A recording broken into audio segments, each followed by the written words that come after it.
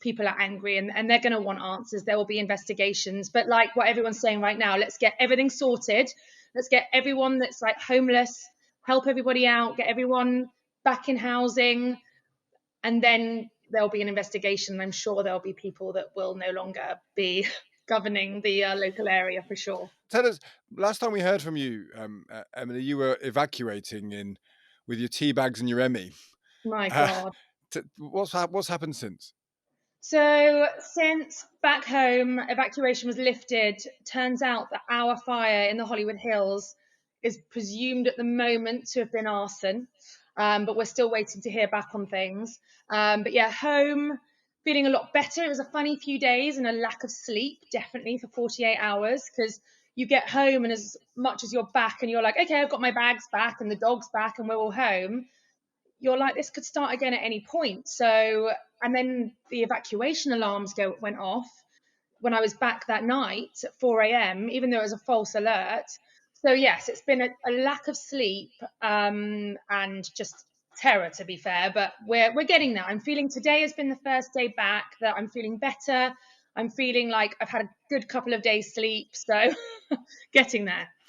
And are you worried though, because the stories we're hearing for the next 3 days is that the winds come back up again, and presumably the fear is that if those winds could blow embers anywhere, you Yeah. have to be on guard again. Yeah, so we are worried for the next few days because the Santa Ana winds are back Monday through Wednesday. A few people I know have just left town, and that was a consideration for me, but I work locally, so I never know when I'm needed. If I don't know, it's scary. It's anything could happen, but I'm hoping it's still out. I mean, it's terrible that it's there, but it's still quite far away. Even though we had our local one that was Yeah. presumed arson, I'm hoping that there are so many people here, so many fire services here now, that I'm hoping that we're going to be okay. But I mean, ask me in a couple of days when the winds have picked up. And how does it feel, the city, then? Because we see these images, these extraordinary images of one of the richest cities in the Yeah. world. Parts of it just look completely devastating. Natural disasters happen all over the world, but they tend not to happen over a prolonged 5, 6, 7 day period. They tend not to happen in predominantly rich areas. What does it feel like? I mean, is it the only thing that's there? Is the smoke still there all across the city? How does it feel? So today it's better. There was no smoke. It's been a lot. It's felt more normal today, and obviously LA is huge. So you go to this is currently over. Well, the two areas are Eaton, which is to my east, and then the Palisades, which is to the west. It's definitely feeling a lot better than it has been the last few days. Clear skies, but 4 days ago you'd wake up, the sky was orange. It was smoke. Smoke was everywhere.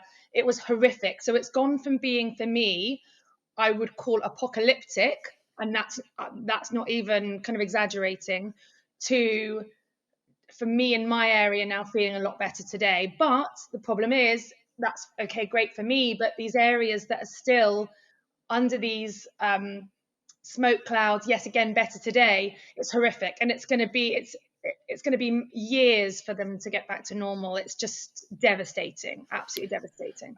And are people angry? And who are they angry with? And one of the interesting things, as ever, with the modern world is that you immediately get stories of conspiracies and politicking, and all sorts of bad actors get involved in all of this. What's the mood of people? Are they angry that they can live in a place like this that can't stop something as overwhelming as a fires like this? Or actually, do they accept that some things are so overwhelming it doesn't matter how much richness and power you have, you just can't do anything about it? They're angry, but they're angry rightly so, because a lack of funding. Karen Bass and Gavin Newsom, we're aware that there are these fire lines, there are wildfires in Los Angeles. So why are they not preparing for that? The fact that the reservoir in the Palisades was under repair and there was no water is shocking. I know they're saying that there were high winds and that's why they couldn't get helicopters and planes in the air. Biden was also in town. There's a no-fly zone when a president is in town. All these elements just led to complete disaster, and it did not need to get to the extent, as I said, Malibu is used to wildfires and they get contained. This is beyond anything that's ever happened in LA.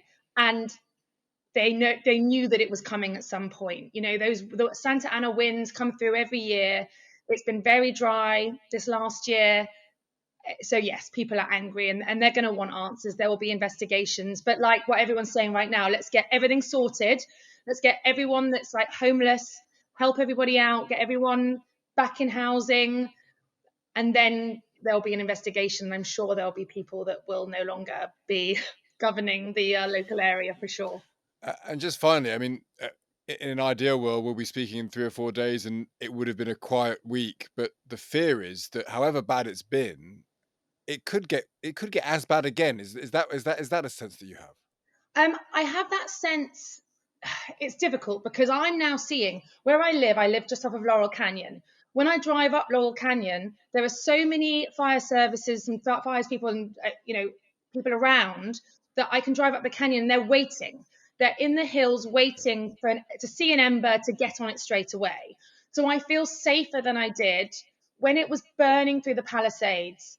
It was just relentless, and you could see there weren't helicopters, there weren't planes in the air, there weren't enough people on the ground to get rid of the fire. When now I feel safer because there are so many people around. We've got people coming in from everywhere to help out. So yes, I feel that it could get bad again, and that wind's going to relight those embers and get it all kind of moving again. But they're holding the line on Mandeville Canyon at the moment, and I have every hope that they will continue to do that. Well, listen, Emily, we wish you all the very best. It's good to speak to you Thank because it's good you. to hear from someone in the centre of all of these things. Thank you so much for taking the time. So, did you have enough water? I mean, and maybe not just. I mean, I know you talked to Pasadena, but you're aware of the situation around LA as a whole. Was there Yeah. enough water? No, no, I can say, I mean, I would be lying to you if I said there was enough water. The demand was in different at different times. The demand was more than what was available.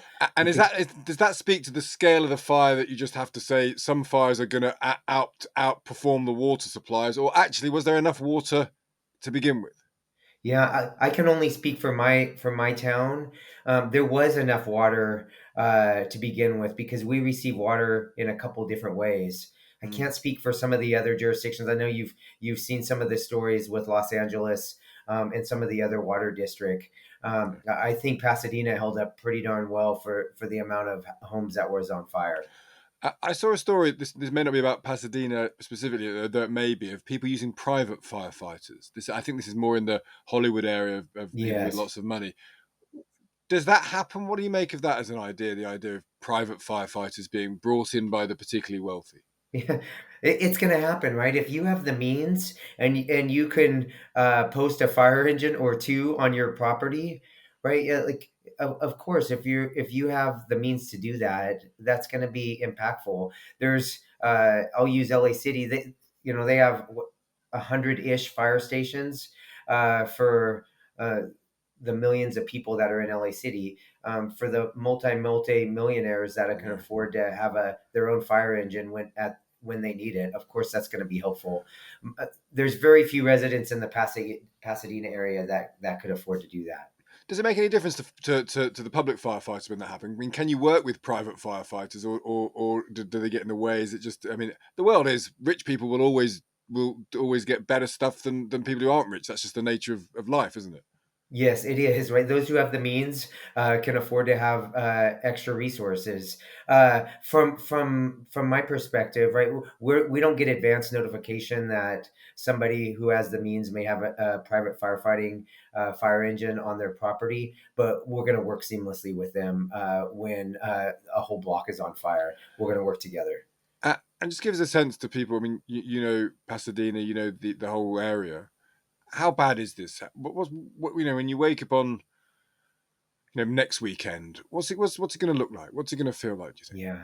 Stig, it's tough because my whole career I've been supporting other jurisdictions fires, right? And we've always said, hey, we're going to support X city in their time of need because someday we may need it, right? But you never in the back of your mind actually think my community is going to be the one that's on fire, right? And as the fire chief, I take a tremendous amount of responsibility. So that's it's a big weight. Pasadena is going to recover. We lost I'm not sure yet, but in the hundreds, 100, 200, 500 homes. But our neighbors in Altadena lost in the thousands of homes. It's going to take them years to rebuild.